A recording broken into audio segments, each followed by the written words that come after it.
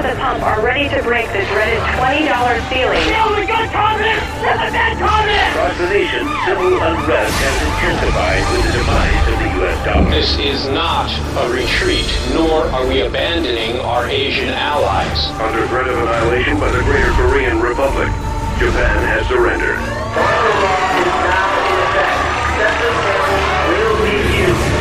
Hours after the president ordered a freeze on bank withdrawals. We don't know where we will get our next meal from. Korea's annexation continues to spread. Today, the Greater Korean Republic launched their latest communication satellite, claiming it will bring a message of peace to the entire world.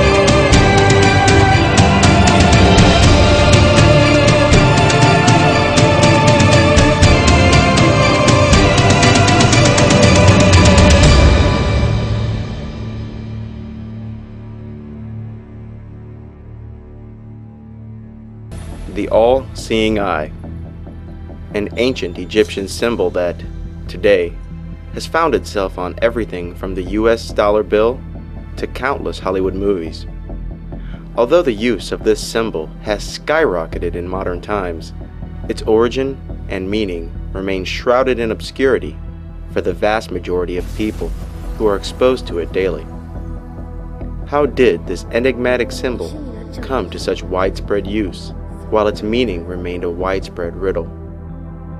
Where did this symbol come from? What is its meaning? And why is its use rising?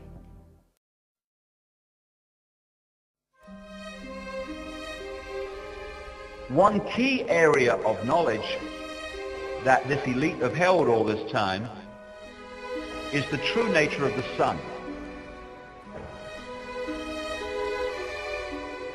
All through this period we're talking about, there have been two levels of knowledge in everything. If you read the religious texts, like the Bible and other religious texts, as an initiate of numerology, of the Illuminati codes, etc., you read the text in a certain way and you see what it's really symbolically saying. If you're not initiated into that knowledge, and most people aren't obviously, you read the same text and you are encouraged to take the symbolic literally. So, the same piece of text can be a means of passing on knowledge through initiates and creating prison religions and prison histories for the masses. And in the ancient world, the sun was the same, still is today. The mass of the people focused on the sun because of its obvious effect on their daily lives, their crops, their lives, heat, warmth, light.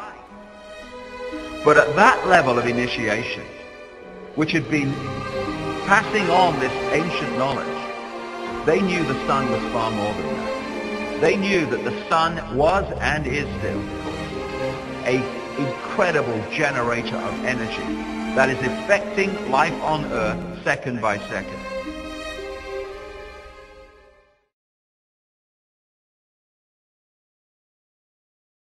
Now, this is a symbol that explains so much about religion and many of the symbols you see in the modern world.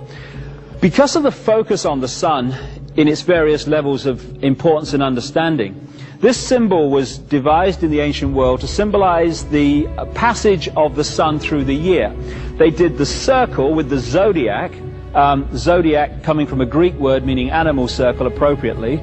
They broke the circle into four, the seasons, with the cross, and they put the sun on the cross. I've heard that somewhere before.